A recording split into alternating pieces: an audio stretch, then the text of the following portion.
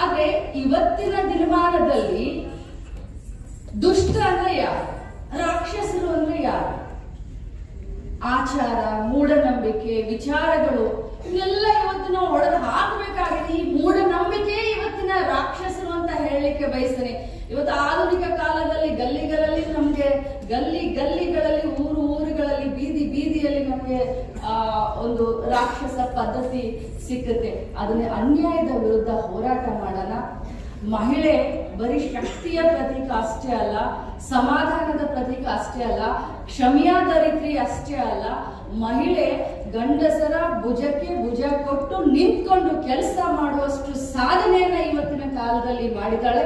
ನಾವು ಗಂಡಸರು ಅರಗಿಸ್ಕೊಳ್ತಾರೋ ಇಲ್ಲೋ ಗೊತ್ತಿಲ್ಲ, ಆದ್ರೆ ನಮ್ಮ ಮನೆಯವರು ಏನಾದ್ರೂ ಸಾಧನೆ ಮಾಡಿದ್ರೆ ತುಂಬಾ ಖುಷಿ ಪಡ್ತೀವಿ, ತುಂಬಾ ಹೊಗಳ್ಕೊಳ್ತೀವಿ, 10 ಜನರಿಗೆ ಹೇಳ್ತೀವಿ.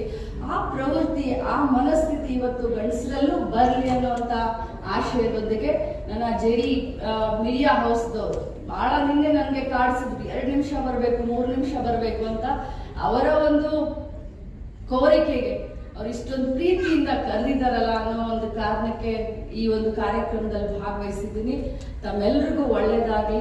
ತಾವೇನು ತಮ್ಮ ಕ್ಷೇತ್ರದಲ್ಲಿ ಸಾಧನೆಯನ್ನ ಮಾಡಿದಿರಾ, ಈ ಸಾಧನೆ ಏನು ಹೂವಿನ ಹಾಸಿಗೆ ಇಲ್ಲ. ಇದ್ರ ಹಿಂದೆ ಬಹಳಷ್ಟು ಕಷ್ಟಗಳು, ಅವಮಾನಗಳು, ಅಪಮಾನಗಳು ಎಲ್ಲ ಆದ್ರೂ ಕೂಡ ಮೆಟ್ಟಿ ನಿಂತು ಇವತ್ತು ಸಾಧನೆ ಮಾಡಿದ್ರು. ತಮ್ಮೆಲ್ಲರಿಗೂ ಅಭಿನಂದಿಸಿ ಇನ್ನೊಮ್ಮೆ ಮೀಡಿಯಾ ಹೌಸ್ಗೆ ಅಭಿನಂದನೆಗಳನ್ನ ಹೇಳಿ ನಾನು ನನ್ನ ಮಾತಿಗೆ ವಿರಾಮ.